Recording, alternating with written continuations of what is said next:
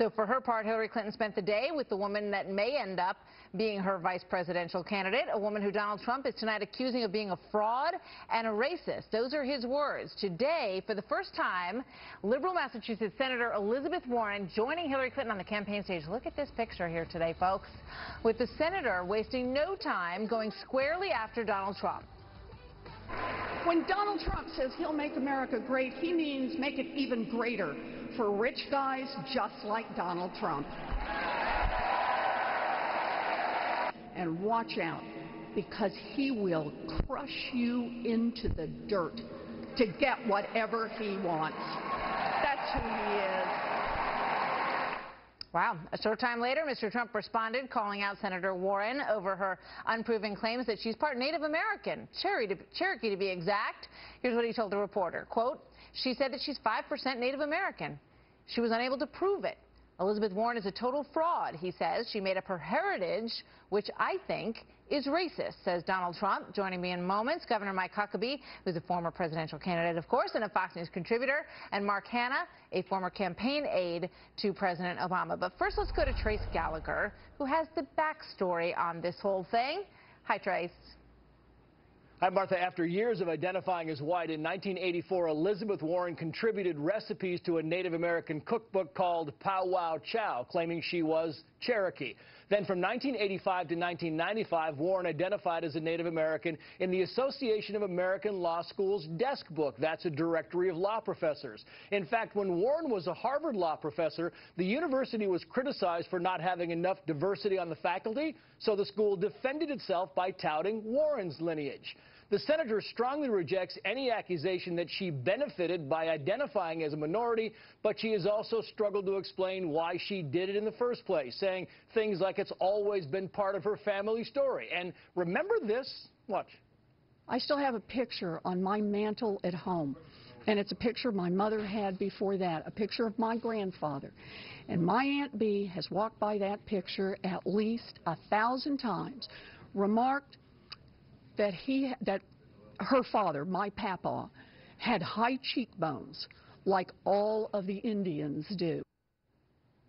She went on to say that we grow up on what our families tell us. Experts point out that it would be nearly impossible to prove that she doesn't have some Native American blood in her family, and some have said at most she could be 1/32nd Cherokee. But after some fairly exhaustive research, the New England Historical Genealogical Society says it has found no proof of her self-proclaimed Native American lineage, and that her family is not listed in 20th century census of major tribes. We should note that Warren stopped identifying as a Native American in the Directory of Law Professors in 1995, right after she accepted a tenured position at Harvard. Martha. Well, that's interesting. Thank you, Trace. Mark Hanna joins us now, former campaign aide for President Obama's presidential campaign and the author of the new book, The Best Worst President, What the Right Gets Wrong About Barack Obama.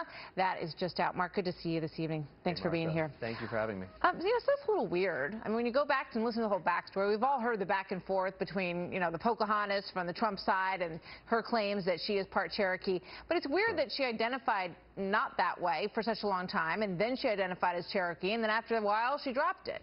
Well, I think there's been an enormous amount of media scrutiny when she ran for Senate in 2012. You had right-wing radio hosts in my home state of Massachusetts sort of lambasting her on this. Obviously, the voters of Massachusetts didn't care because they elected her to Senate, and I don't think if this is the card Donald Trump wants to play is going after Elizabeth Warren, who basically doesn't have any real relevance to this campaign, for this. I don't think it's a winning strategy. I think Donald Trump got knocked off his game a little bit. He's supposed to be making substantive attacks on Hillary Clinton, but by calling her racist for even acknowledging that she might have some Cherokee heritage is like calling somebody sexist, a man sexist, because he has it's the same logic as calling a man sexist because he acknowledges he has a mother, because he has a grandmother, because he's tied to... But not if it's not true.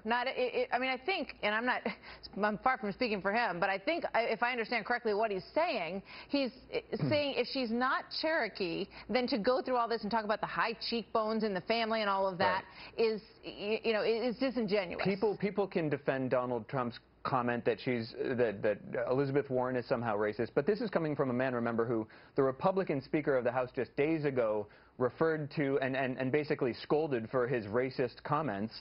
So it looks like Donald Trump is bringing all the maturity and strategic sophistication of an I know you are, so what am I kind of approach to political campaigning. It's just, it reeks of amateurism. Well, if that's true, she's no bad. I mean, she's calling him a thin-skinned money grubber. I mean, she goes after him the same exact way. Sure, but they make substantive attacks at the same time. But Donald Trump seems unequipped to make substantive attacks. Margaret Thatcher, the conservative prime minister of Great Britain, once said, you know, I cheer up immensely when people make personal attacks at me because it shows me that they have no political argument left. Donald Trump is a master of political attacks. He's called this president the worst president ever.